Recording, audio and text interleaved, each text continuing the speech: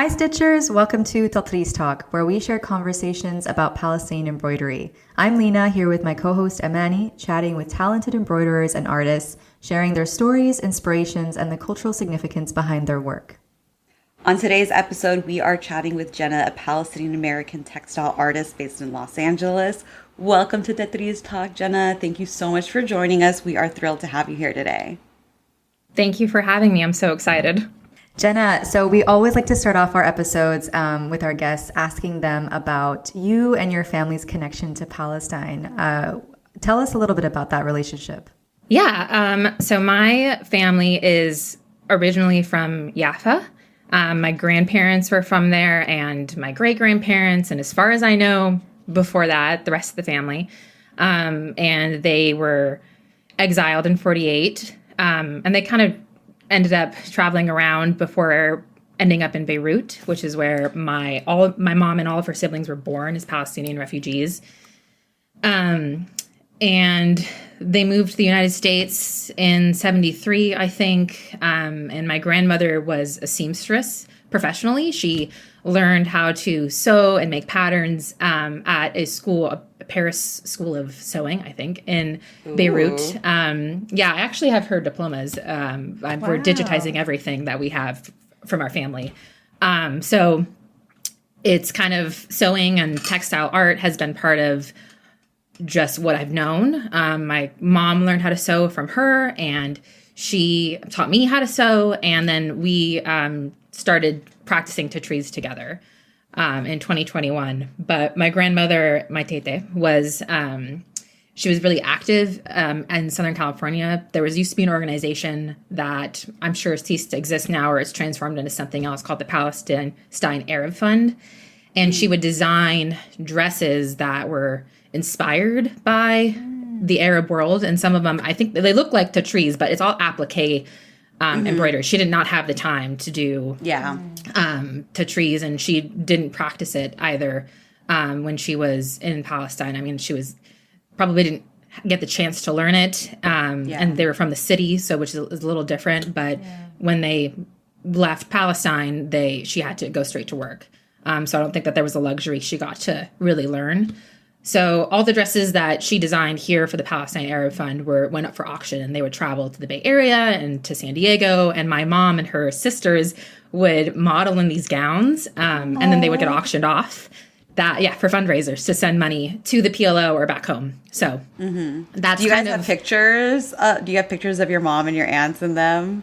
Yeah, I do. Yeah, we have so many of them. They're all printed. I don't have negatives of anything, unfortunately, but my partner is a photojournalist and a digital archivist, and so we're working together. He's helping me digitize everything that we have. And wait, I might need to talk to your partner because I have a suitcase.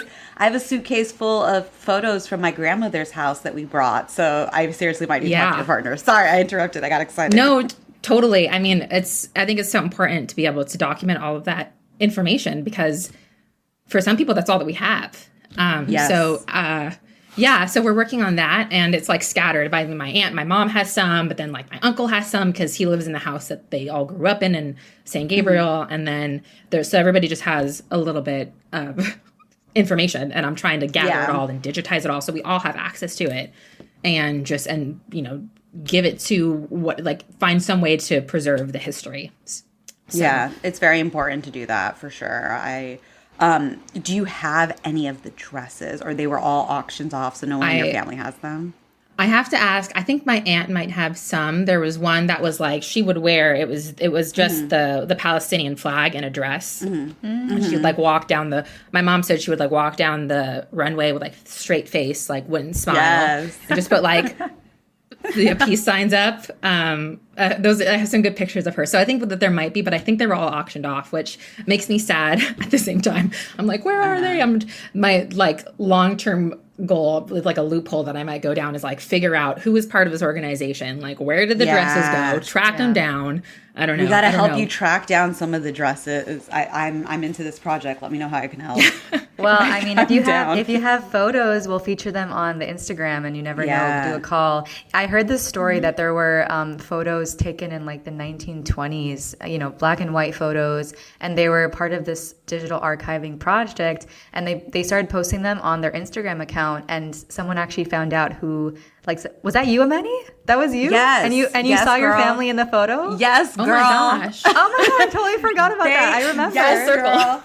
Where I'm like, girl, that's me. I told you that story. No, yes. So they were from 1927 from the National Geographic's archives, and yeah, some Palestinian guy. I think his name is Yezen. I hope it is. But he was so sweet. I reached out. Like, it was so random. It was right after my grandmother passed, and I was still in Brazil, and I was like scrolling on Instagram, and I saw this picture, and I was like, yee. This is my mom's face. I was like, who is this? And I keep scrolling down to the caption, and it says, El Kebab, Ramle, 1927. I've never met anyone from El Kebab except related to me. So I freaked out, and this woman had my mom's face. So I reached out to the guy. He got back to me, shared with me the other pictures he had. One of the pictures, I was like, yee, that's my Khatun Nabira's face. Like, literally, like, these people look like my family. Yeah, sorry, I'm like on a tangent now. Like, see, that's so cool. Jenna, we derail. Like you said before, Totally. that we derail too, so it's fine. You're good. There's so much. There's so much information. Right? But no, it's like, if you have pictures, yes, I echo what Lena says. Share with us, and we'll send it out to like the Tatreez army. Oh my gosh. And try to help find it, because that's so special. Even if it's just like one dress, that's so special and such a big part of your family history.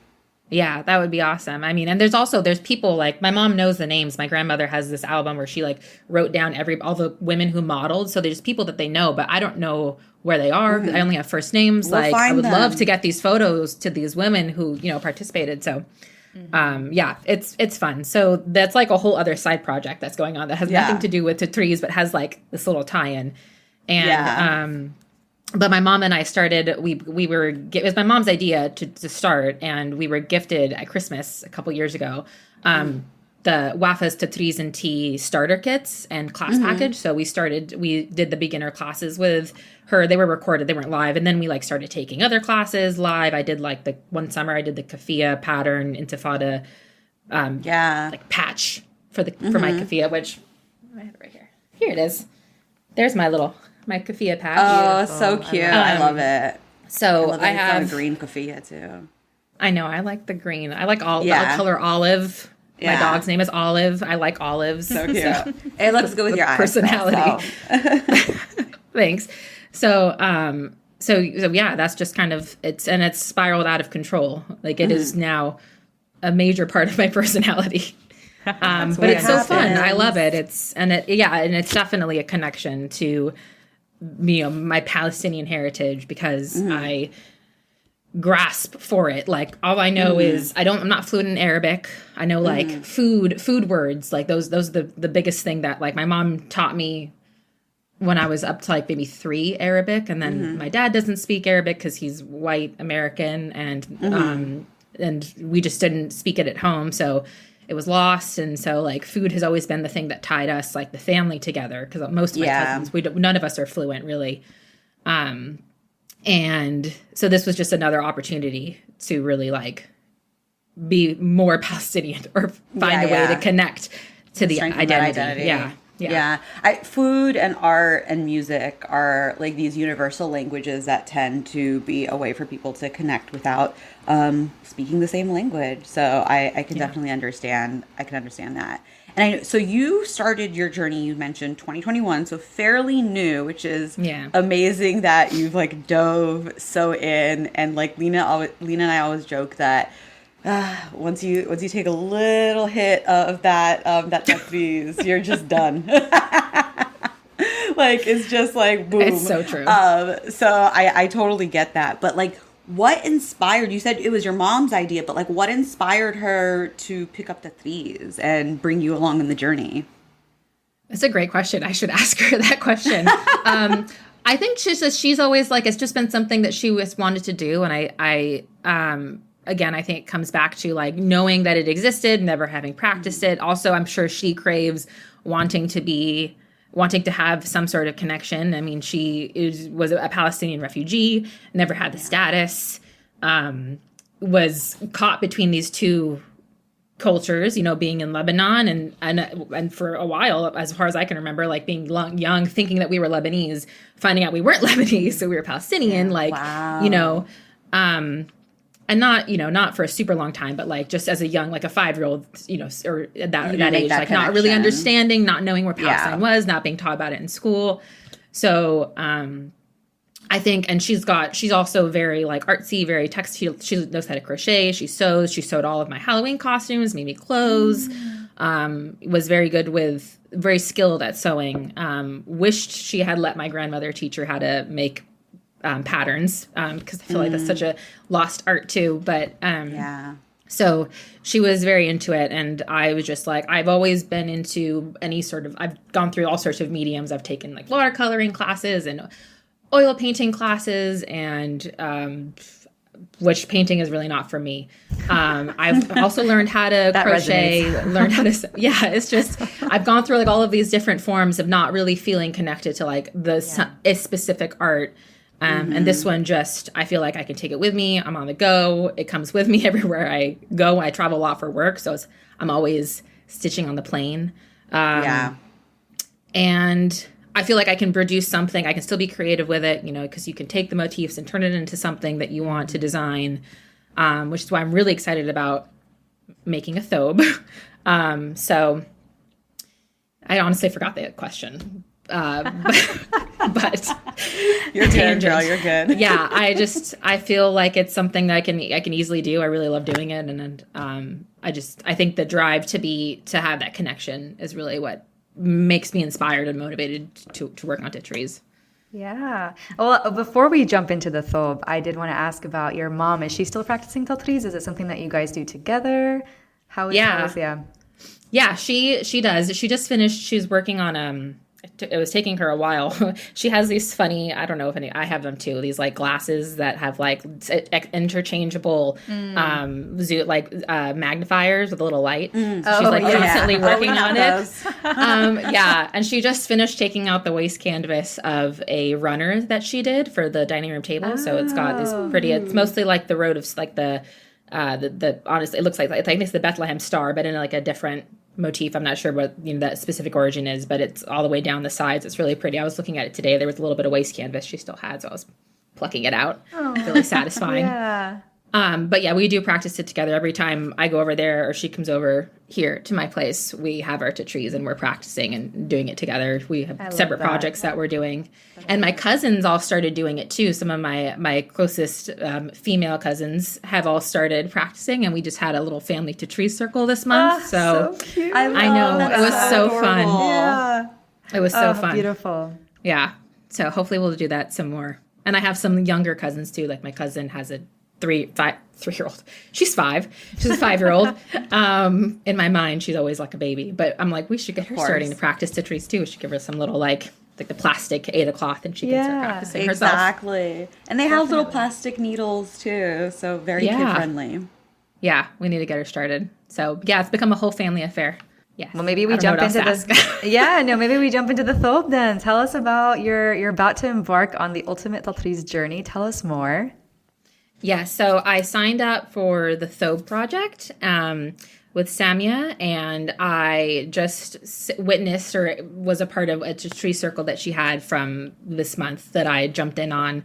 And I didn't get to ask too many questions because everybody was just chattering about everything. But I'm really excited about it, and I've started like thinking about like what the color scheme is, what motifs I want to use, and I like keep coming back to like nature themes. And like my mom is a gardener, and her backyard is honestly more like an urban farm at this point, but we have like orange trees and lemon trees and grapefruit and figs, and she's got just like everything under the sun. She grows every year something new.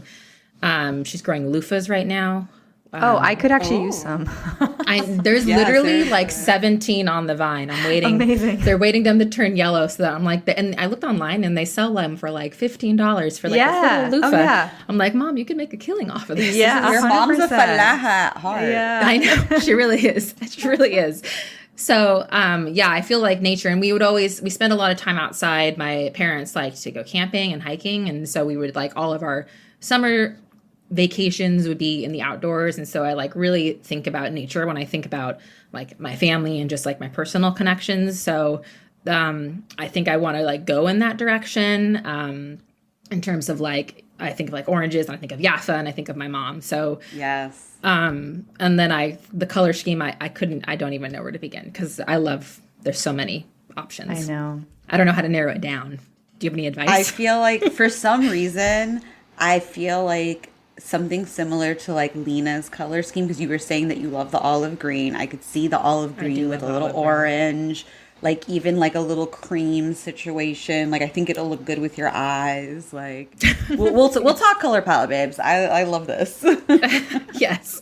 Yeah, so the color palette, but I'm really excited about it, and I know it's going to take it's a long commitment, which was something I had to wrap my head around in terms of like, oh, this is going to take approximately 2 years to make, but I think I'm ready for it, and I really am. I like the idea of you don't need a sewing machine. She teaches, like the traditional sewing, and I took one of Wafa's classes was the treasury of stitches. And I learned some of the menagel stitch to sew pieces of fabric together. So I've only done that a couple of times. I did it on this one. You can see it on the bottom. Ooh. But you're not going to have a native cloth to keep you. Well, I guess I'll have a waist canvas, but we'll see. So I'm excited for it. I'm excited to like incorporate different stitches. I'd love to do some of the other like the couch stitching and some other things on there too that aren't just the cross stitch, because I think it's beautiful. It'll be fun, but we'll see. I don't know. I'm sure I'll get great guidance on. No, it's super exciting. And it's like you won't know, at least from my experience, you won't know what the final product is going to look like until you get there, kind of thing. Like even when I remember when I sewed mine together and I put it inside out, it didn't look exactly as I thought it was going to look. And there's like a moment of like, oh crap, like this isn't what I wanted. I'm not sure. And then it grows on you and you're like, I spent 2 years on this. I'm going to wear this thing. And then it's going to be beautiful regardless, because you're putting your heart and soul into it. But like, I wouldn't like stress too much about like mapping it out perfectly, because there will be a lot of bumps along the way. I'm sure. Course correct along the way, for sure. Yeah. Does your mom want to make a thobe as well, or she's not interested in that project? She said she is, but she was, I don't know, the committing to the classes over the course of a year and a half, like that one I think is what she needs to still come to that form of commitment to. So, but I think she will. She said that she wants to. I think it's just a matter. Maybe I'll encourage her and she can join. Or maybe she'll help you create yours. Is this going to be like a family affair where one person is working on a sleeve, one person is working on the chest piece? Yeah, that would be great. No, I would love her help. It would be a lot of fun too. That's always been my dream, but my mom hates waste canvas, so she refused to help me. I'm growing to love it. I'm growing to love it. Yeah, I think there's something satisfying of taking it out at the end. And satisfying at the last end. One. Yeah, but during it, it's annoying. I don't know. I'm not a huge fan of. Yeah, I'm not a huge fan of waste canvas, but it's the only way to do it. Necessary evil. It's a necessary evil. Exactly. Until we invent a better way. I saw online somebody suggested, and I'm skeptical of it, but I would look it up. Someone said that there's like water soluble waste canvas. Oh, I've used water soluble waste canvas. Yeah, I like it because the one that I have, so one of my issues with waste canvas, and this is my struggle that I have to get over being a perfectionist, the waste canvas, like it's hard to get the perfect like grid. And that drives me crazy, which I need to just get over, but God's working on me. And with the water soluble one, the grid, or I should say the holes, are actually little holes. So it's much easier to get that perfect look. However, the water soluble, I've only found very small pieces. So I imagine it wouldn't be possible to find a piece large enough or pieces large enough to do your thobe. But I've used it for smaller pieces. Yeah, I saw that it looked more kind of like Ada cloth. That has the little holes. It makes it easier. Yeah. I mean, I guess, we're lucky to even have waste canvas to guide us instead of completely. Right. Yeah, exactly. Yeah. So Jenna, I guess maybe we're a little less skilled. Yeah, right. Well, it's fine. I like convenience. It's innovation. It's convenience of it's innovation of convenience. Exactly. So we'll work with it. So Jenna, I know you also mentioned previously about Tatreez being a part of really strengthening your Palestinian identity. And I think Lena and I can both relate to that very much so. And I think a lot of people can. But can you tell us, like personally for you, what that process was like and how Tatreez was able to bring you closer to that identity? Yeah, that's a good question. I think it's in a few different ways. I mean, practicing it itself makes me feel connected. Just at home in my space personally, I know that I'm doing something that is preserving the art, that is making me feel like I'm Palestinian. Because, like I said, I don't speak Arabic very well. Although I would love. Goals for 2024 is to start learning Arabic and become fluent one day, so I can speak it with mom, and then it's connecting me with so many people, here we are, and just finding people in the community and and finding people who feel the same way. I think that's you have this imposter syndrome and it's so isolating. So I think that's something that's really like, oh, I'm not alone in this feeling. We're all in diaspora. And I think that is really like drawn me to the Palestinian identity. And like adorning it. I mean, being able to wear it. I'm working on a few things of just like my own clothing with waste canvas that I'm trying to like wear it and feel like I'm presenting my identity, because my name is Jenna. My last name is Hansen. I'm like white presenting, people don't think about that when they see me. So I want to present myself in that way. And I think that's a way that I can like show my identity in addition to feeling it. So those are it's a visual representation, it sounds like, of your Palestinian identity too, yeah, exactly. It's like wearing your keffiyeh. Yeah, exactly. So yeah, and I think it makes it more special that you're actually stitching it yourself, and a lot of times now you're designing your own things too. So you're really stitching your personality into your Palestinian identity too, which I really love. Yeah, absolutely, and I love the aspect of community, and I hope that I can have more of that just within the greater Los Angeles area.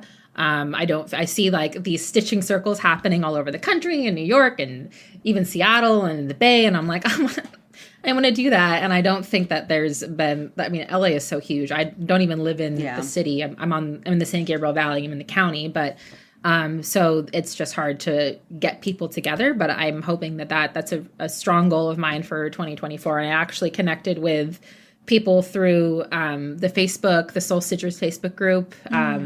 Yusuf from Tatreez, she is out here. Yes, so yes, we connected, and she hopefully will be a partner with me in setting up a circle so we can get something going and then continue to do that. And now that I have my cousins wrapped in, hopefully we can all do it together. Yes. We got at least 7 people. Yeah, who there you go. That's circle. amazing. Yeah.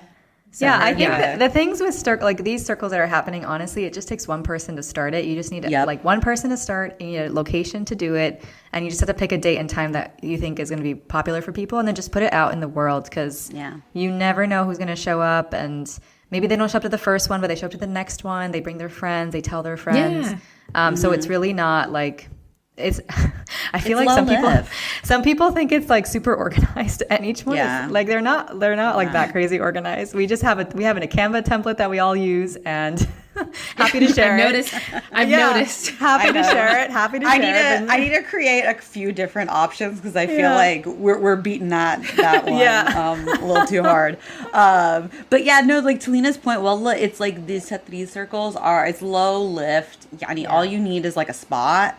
And then be consistent. Like we started because the Bay Area obviously is not as big as LA by any means, but we are spread out. So we started doing is like 1 month we have a circle in, like Berkeley, Oakland. 1 month we have one in San Francisco proper. And now we're talking about potentially doing one in the Silicon Valley. But like to Lena's point, like one person starts it. It was like me, Asma, and Gadi. And then like we had people like, hey, we want one in the East Bay. All right, girl. organize that. I got you. I'll send out the email. Hey, we want one here. All right, I'll send out the email, you know? Yeah. So definitely, if anyone is in the LA area, you got to get in contact with Jenna, and we'll tell you how to get in contact with her. But get in contact with Jenna, join her LA Tatreez circles, help support them. Because, I think community is really important within Tatreez, and it definitely is a beautiful way to build community, too. Yeah, absolutely. I'm excited for it. Oh, so good. I feel like every time we have these conversations, community comes up one way or another, and it's like the best part of this art form, because it's just so much more valuable when you're doing it in community and with other people and sharing and getting advice and getting ideas and inspo. I feel like even my thobe, for example, I got so many ideas from my Tatreez friends. Like the panels, the side panels, 100%. Actually, Yusud, she was one of the main people to help me with that. The color palette also, I got some feedback from everyone. So it's so beautiful, because you're basically reclaiming the tradition that our ancestors did, before 1948, where they were able to do these things in community and with each other and share and preserve their own individual identities, which is exactly what we're doing here, which is beautiful. Yeah, absolutely. I feel like it's now more than ever, too, that we have these spaces, social spaces, where we can be together to connect, to debrief, to feel like this sense of belonging, people who are like-minded. Exactly. Yeah, definitely. And I really love that you've now gotten different members of your family involved, because it's, you're bringing back the tradition in the diaspora that was almost lost. So I think that's really important, really special. And they're obviously a part of your Tatreez community too. So, it's just really nice to hear that you're able to pass that on to them. Yeah, absolutely. I'm so excited that they're doing it. It warms my heart, but it also gives us a good excuse to always get together and a way for us to connect with each other too. Yeah, absolutely. Okay, is your partner? Oh, I was going to ask. Go ahead. I was going to say, is your partner picking up Tatreez since you spend so much time Tatreezing? No, he is not. You're like, he's got a lot of other things that he likes to do, but he's definitely a steadfast advocate. And I just made him a hat with waist canvas, which scared me the entire time because it's on a curve. Yeah. And I was like, this isn't going to come out straight. This isn't going to come out straight. I started it late. I was trying to give it to him on Christmas as a gift. And it just was I was running out of time, and I stayed up till midnight the night before the 24th, pulling out the waist canvas. My eyes were red. I was staring. It was, I was exhausted. And when it came out, I was like, it's straight. I'm so excited. Yeah, literally. Thank God. So he has been wearing that proudly, and hopefully we've been going to, he's motivating me a lot of the times to go to protests and actions. And now he'll have something to wear because he doesn't have a keffiyeh. It's all they've all been sold out for a while. So he's good thing, but also hard to get. So will proudly wear that. And but that was his Tatreez outfit. I guess he'll wear. There you go. And it's good, and it works with everything. It goes with everything. That's very versatile. Exactly. Yes, exactly. He's also bald, so he likes wearing baseball caps. There you go. So I know it'll get good use. Yeah. And it's protective, from the sun's rays. So he needs that. He needs multi-useful, that. multi-use. Yeah, that's amazing. Exactly. Jenna, we're just curious, what are the major life lessons that you've gained, or perhaps things you wish you knew about Tatreez that you didn't know when you were first learning it? Okay, I've been I knew there was a hard question that was coming, and I was like, what? I couldn't remember what it was, and I was nervous for it. I feel like you said patience, and yes, that is one of the things that I've learned. But I think it's it's connected me to my Palestinian identity, but it's also given me the confidence that you identify how you identify, Yes. So. Oh my gosh, I'm getting emotional. It's all right, babes. Amani cries during every podcast episode. I cry all the time. You're good, baby. Oh You're good. You are in a safe space, my love. I know, but I've been trying to hold it in. So I'd say that, confidence, Yeah. Yeah. And that's 100%. I mean, that resonates with many people, myself included. The half, identity crisis. Totally. Your whole life, you're like, I'm never enough of this, never enough of that, and your feet are always near me. I know, and your feet are like in both places, and like you connect in some ways, but you don't connect in other ways, and it's really hard. And I think what's interesting is like the more people that I talk to about this, and I think this is what's beautiful about Tatreez as well, is that it opens this conversation. Like people will be like, I'm full Palestinian. I still have the same identity crisis because I didn't live there, or I wasn't born there, or I never get to travel there, or the language is always an issue, or like there's so many. Everyone is experiencing the exact same sentiments, the exact same feelings, and what's really incredible about this art form, this is just another part of its magic, is that it helps you like truly connect and like feel it you feel like you're at home when you're practicing and when you're wearing and when you're sharing it with other people, because it's 100%. And Amani, remember that conversation we had with Wafa, and she was talking about how like it doesn't matter if you've never picked it up your whole life. There's muscle memory in your blood. Yes. And it's because you just it's just, you have an ounce of Palestine in you no matter what, and nobody can take that out of you. And it just happens to come out, and it flourishes during this practice. And that really stuck with me as well, as, the muscle memory is there even if you've never picked up a needle in your life.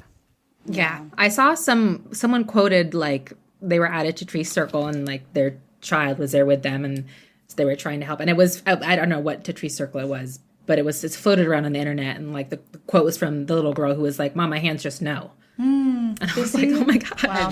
Right? That's beautiful. Yeah. That's beautiful. Yeah. And I just want to like, Jenna, I just want to reaffirm too that like, you are always Palestinian enough. I've said this before, but like, if you have an ounce of Palestinian blood in you and you stand in, for our liberation, and you feel that our liberation is your liberation, it doesn't matter whether you speak the language or not. It doesn't matter if you've ever stepped foot on the land. And let's be honest, if you have not stepped foot on the land, like I have not, it is not because of your choice. It is because you and your family were forced to not step foot in that land. And the reason why you don't speak Arabic, or I don't speak Arabic, or Lena doesn't speak Arabic as fluently as we should, is because we were forced out of our land. None of our families immigrated by choice. It was by force. So, in the same way that I say to people, like, if you pick up a thread and a needle and you do one stitch, I consider you a Tatreez artist. If you have a bit of Palestinian blood and you have it in your heart, and again, our Palestinian liberation is your Palestinian liberation, you are Palestinian. So I will get off my soapbox, but I just have to say that. Because now I'm getting emotional and I'm crying. So see, girl, I cry every episode. Girl. Called it. I know. Glad we're all in it together. Yes, baby, we are. We 100% are. One last thing I also want to just ask you really quickly, as you're kind of starting this journey on to building out your thobe and designing it and stitching it, what is kind of like your hope for this thobe? Like, I know we talked a little bit about like the storytelling, but like, as far as you talk about like being wearable identity, I'm just curious, like, how you hope to have this thobe visually represent you. That's a loaded question. Yeah. I don't know. I think that there's like, yes, I wanted to show my Palestinian identity, but I have a whole other side of the family that I think I want to represent too, that also influenced me. My dad's mom was also an artist. Yes. She was the oil painter, the pastel artist. Like, she also did needlepoint, like these huge tapestries of just like gorgeous scenery. And she crocheted. She taught me how to do. She gave me like arts and crafts as a kid. So I like to think like that's also this side of the family that I want to think about, and like where I'm rooted, who I am. In California, like those are things that I want as part of my visual representation, not just my Palestinian identity, because we're multifaceted. So yes, those are things I want to consider. And I'd love to wear it in Palestine. I mean, Yes, inshallah. You know? Inshallah. Yeah, inshallah we'll all be able to wear our thobe that we all hand stitch in Palestine, and we'll have our own little stitching circle there. Inshallah in a free The Palestine. dream. Yes, yes. Thank you That so is much for beautiful. being here with us, Jenna. Like, this was an amazing Thank you. conversation. And I'm so glad that you and your mother decided to start your Tatreez journey, and that you guys are, you know, even in different places, but you guys are on the Tatreez journey together. You brought your family into it. That's so special. So thank you. And, you know, me and Lena are here to support you in any way. Obviously, being a California girl too, I'm always here to support, especially with any of your local initiatives. Absolutely. And before we go, Jenna, where can everyone find you? My Instagram is Weekend Threads with an underscore at the end, and I made a website, which is weekendthreads.org, because .com was taken. And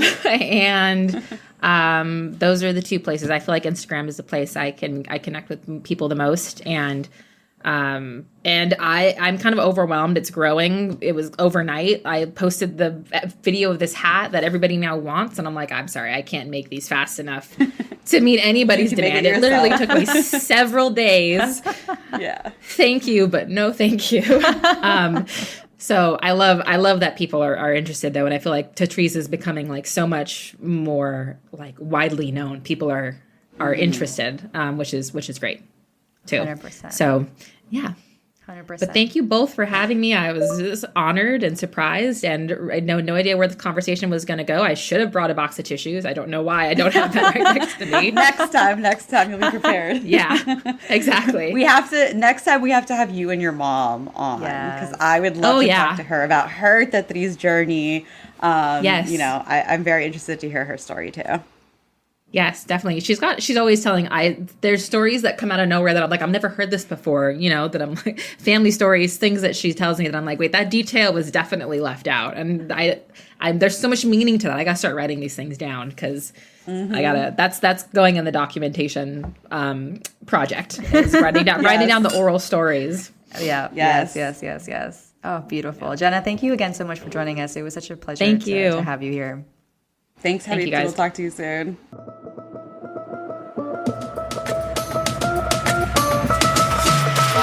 Jenna is such a sweetheart. I just love how vulnerable she was, and hearing her stories, there's just so much that I could resonate, even though we're very different people, and maybe we're raised a little bit differently, or, you know, I'm across the country, I guess. But really, like, so much that she said was our experiences that I felt and feelings that I felt. So I really liked hearing it from her, in her own words as well. Yeah, no, I hear that. I mean, obviously I cried, because that's what I do. But no, I appreciate that as well. And I love having these conversations with people and hearing how Tatreez has strengthened their Palestinian identity, which is something obviously that we talked to Jenna about. And, you know, Tatreez is just so much more than embroidery. It's so much more than, you know, just like picking up a needle and a thread. And I think these conversations really show that. And I love that she started her journey with her mom, which I think is great. I know. And now she's like taught her cousins, and they have like a little family Tatreez circle.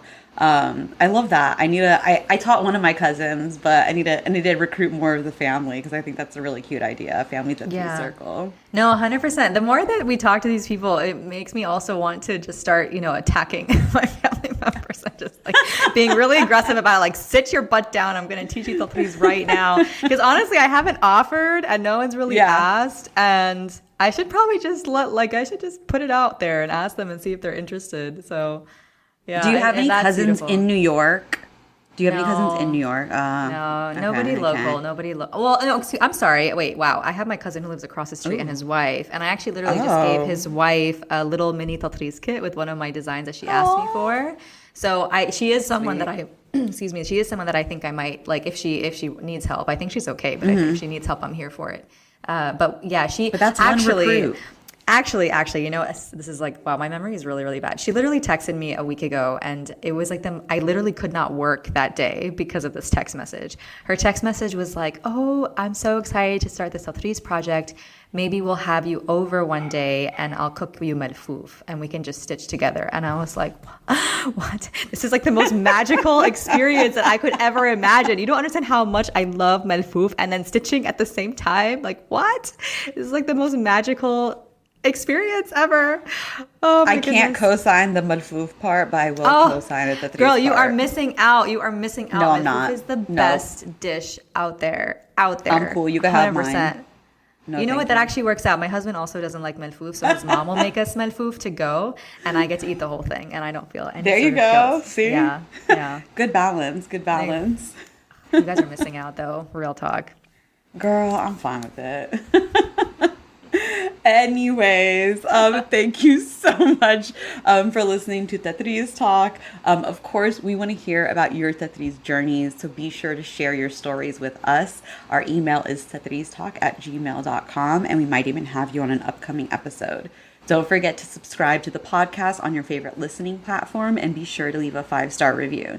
You can follow me at Min Amani and Lina at Lina's Thobe. And of course, be sure to follow the podcast at Tatreez Talk. We will talk to you soon.